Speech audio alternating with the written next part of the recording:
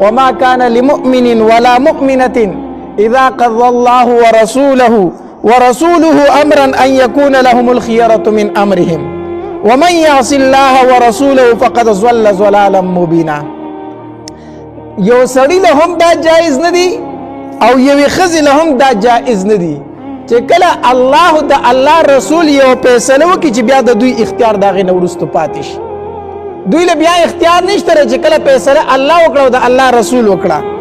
او چا چې د الله او د الله رسول نافرمانی وکړه د ډیر په گمراهۍ ښکاره سره گمراه شو،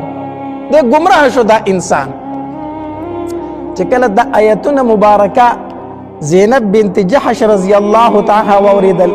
او عبد الله ابن جحش رضی الله تعالی خور ورور د آیتونه واوریدل چې پوه شو چې دا آیتونه خو زمون متعلق الله نازل کړو